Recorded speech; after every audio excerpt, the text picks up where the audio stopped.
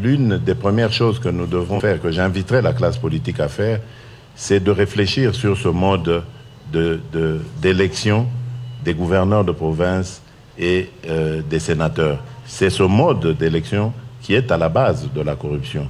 Et donc il faut réfléchir sur la manière de le changer et de donner au peuple, de la même manière que pour les élections législatives nationales et provinciales, et même présidentielles, le droit de voter directement, de choisir directement ses élus.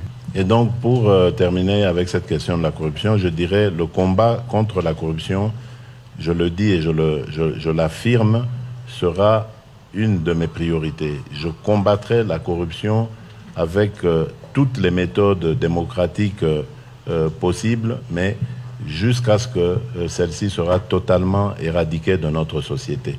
Alors, concernant les droits de l'homme, je ne comprends pas du tout cette invitation à me démarquer du pouvoir de Kabila, parce que le pouvoir de Kabila a fait son temps. Maintenant, c'est le mien qui commence. Donc, il n'y a pas de démarcation à provoquer là. J'ai amené ma méthode et je vais vous dire comment est-ce qu'elle est déjà en train de faire ses effets.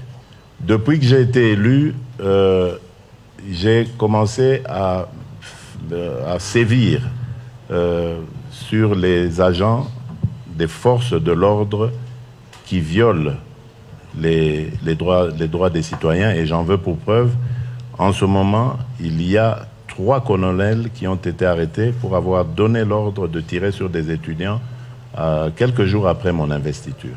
Au niveau de la télévision nationale, la télévision officielle, qui ne donnait pas accès à l'opposition, aujourd'hui, elle le fait.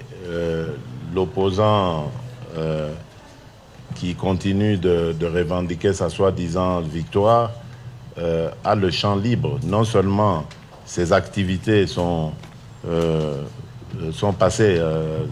passent dans les médias sans censure, mais en plus, lui-même a la liberté de circuler et de tenir ses réunions publiques sans aucune entrave des forces de l'ordre, comme on pouvait le constater il y a encore quelques semaines. Dans les jours qui viennent, je peux vous dire que tous les prisonniers politiques seront libérés selon évidemment leur cas, parce qu'il y en a qui peuvent bénéficier de la grâce présidentielle immédiatement, d'autres, rien qu'avec leur procédure, elle peut être levée et leur obtenir la libération. En tout cas, ce qui est certain, c'est que tous les prisonniers qui sont retenus pour des raisons politiques dans les prisons du pays seront libérés dans les jours prochains. En ce qui concerne l'ANR, l'Agence nationale du renseignement, qui était la police politique depuis toutes ces années, depuis notre indépendance, la police politique du pouvoir, va être requinquée. On va lui redonner un autre visage plus humain.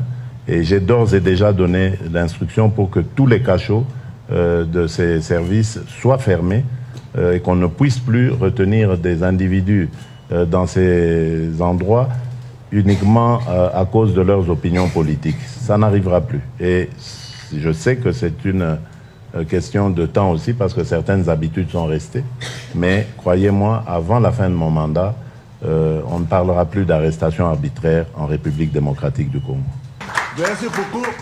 Thank you very much. I know you got more questions, but trust me, the answers speak volume. For now, I want to invite